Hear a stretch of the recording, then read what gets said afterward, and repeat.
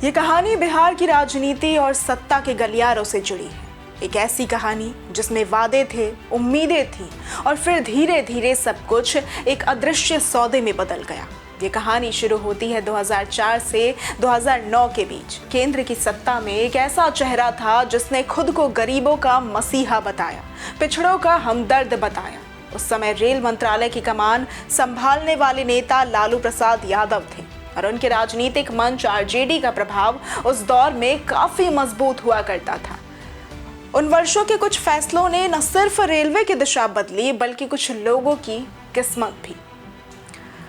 दरअसल कहानी का आरंभ रेल से नहीं, रेल से जुड़ी जमीन से हुआ था। उस दौर में रेलवे के 2 बड़े शहरों में बने सरकारी गेस्ट हाउसों के रखरखाव का ठेका कुछ खास हाथों को दे दिया गया।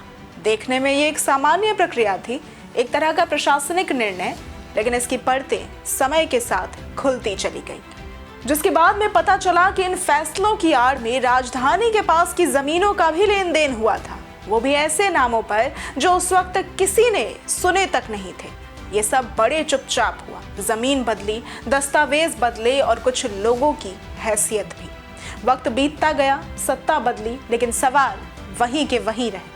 2018 में जब जांच एजेंसियों ने इस मामले की तह तक पहुंचने की कोशिश की, तब कई नाम फिर से सुर्खियों में आए। वही नेता, वही परिवार और वही पुरानी कहानियां।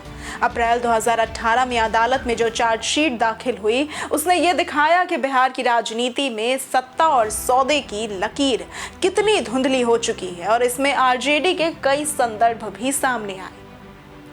आरजेडी के लिए यह कोई नई कहानी नहीं थी। दल के भीतर एक पैटर्न हमेशा दिखता रहा। सत्ता में आने से पहले पिछड़ों के हक की बातें और सत्ता मिलने के बाद उन्हीं हकों पर कब्जे की कहानियां। जब चुनाव पास आते हैं तो भाषा बदल जाती है। हम गरीबों के साथ हैं, हम पिछड़ों की आवाज़ है, हम न्याय के लिए लड़ेंगे। लेकिन जब कुर्सी मिल जाती है तो वही आवाज़ें फाइलों में खो जाती है। यही वो विरोधाभास है जिसे बिहार की जनता ने बार बार देखा है। आरजेडी ने हमेशा अपने वोट बैंक को भावनाओं से जोड़े रखा, लेकिन भावनाओं से ज़्यादा कोई चीज़ नहीं टूटी। टूटी तो बस उम्मीदें, टूटी तो बस ईमानदारी की नींव। जरा याद कीजिए चारा घोटाले का दौर। तब भी यही कहा गया कि साजिश है, पिछड़ों को बदनाम करने की कोशिश है, लेकिन हर बार जब अदालतों ने दस्तावेज देखे तो सच्चाई कुछ और ही निकली। उस तरह 2018 में जब रेलवे से जुड़े इस मामले का जिक्र हुआ, तब भी यहाँ तर्क दिया गया कि राजनीतिक साजिश है, लेकिन जनता का सवाल कुछ और ही था। अगर सब कुछ पारदर्शी था तो जमीन के नाम बदलने की जरूरत क्यों पड़ी? आरजेडी की राजनीति में एक दिलचस्प बात हमेशा रही है, जब सत्ता चाहिए तो वे अपने वोटरों से हक की लड़ाई का वादा करते हैं, लेकिन जैसे ही सत्ता मिलती है वही लड़ाई उनके निजी हितों की बन जाती है।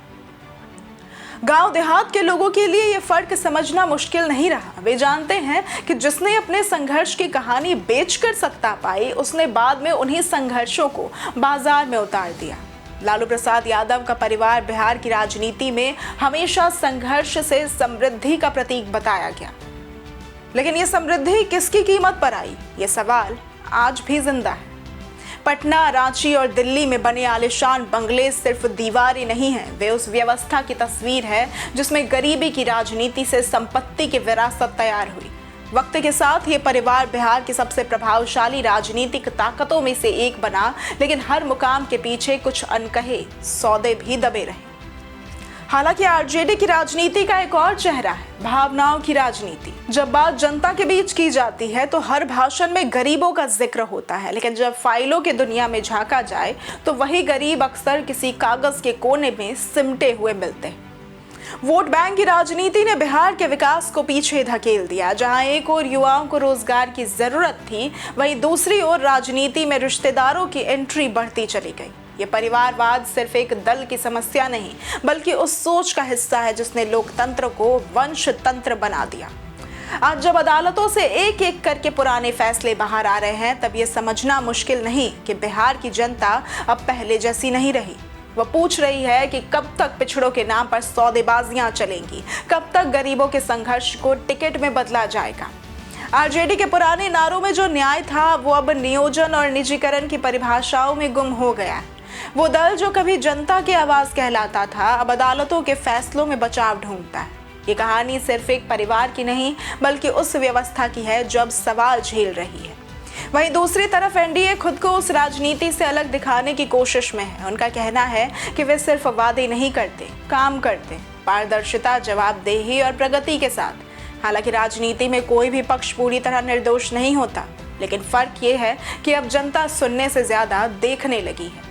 2004 से 2018 तक की ये कहानी बिहार के उस दौर की गवाही देती है जहां सत्ता सिर्फ कुर्सी नहीं रही, एक निवेश बन गई।